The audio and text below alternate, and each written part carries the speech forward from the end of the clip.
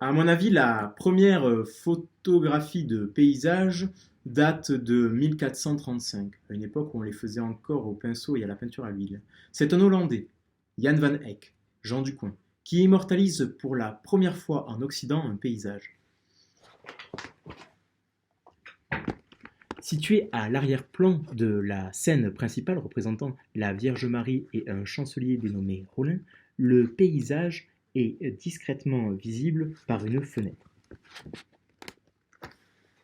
Le paysage est donc entré dans la grande histoire par la fenêtre. Et qui dit fenêtre, eh bien dit cadre. Qui dit cadre, dit cadrage.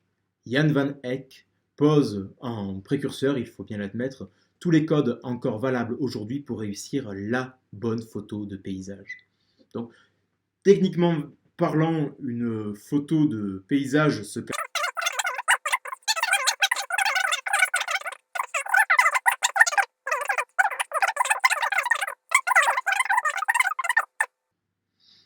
Bref, en regardant un ou deux tutos sur internet, je suis sûr que la majorité des gens sont aujourd'hui capables de réussir techniquement une bonne photo de paysage.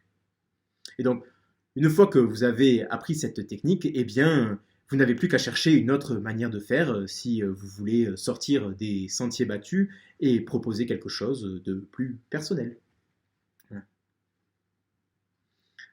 Alors, au commencement, à la naissance de la photographie, à la fin du 19e siècle et jusqu'à très tard dans le 20e siècle, la photo de paysage, en tout cas le paysage, est représenté, si vous voulez, seul. Sa valeur intrinsèque suffisait à l'idée qu'on puisse en témoigner au travers d'une photographie. Ce n'est que très tardivement, dans les années 1990-2000, que le sujet apparaît véritablement dans le paysage. À partir de ce moment, l'homme prend une place dans le paysage et existe avec lui, dans lui. En interaction avec le paysage, le sujet rend compte d'un état de fait. Il est lui aussi paysage.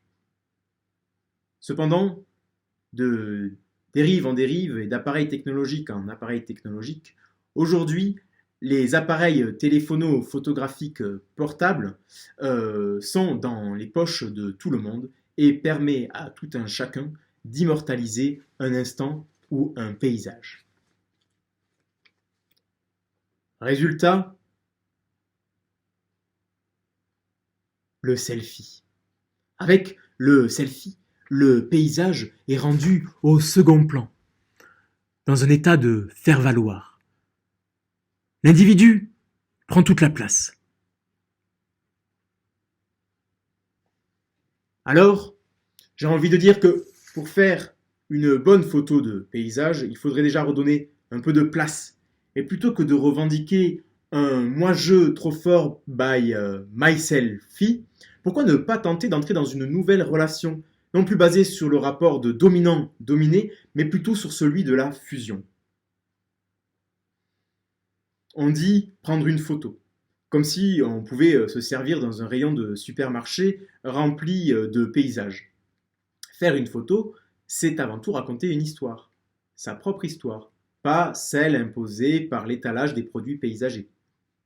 On dit aussi faire un cliché, comme si on avait le pouvoir de transformer le paysage en caricature locale.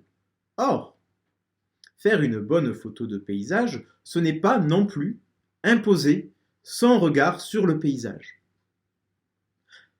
À l'avenir, il faudrait peut-être retrouver ce que les premiers peintres paysagistes ont proposé, c'est-à-dire se mettre véritablement en état de paysage, un état de corps et d'esprit permettant de se sentir non plus consommateur ou simple spectateur, mais véritablement paysage.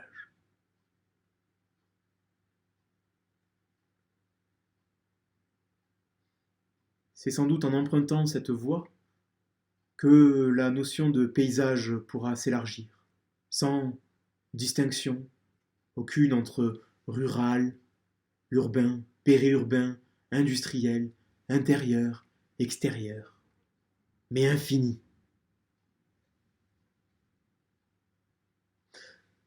Et je dirais que la manière de faire une bonne photo de paysage reste à inventer.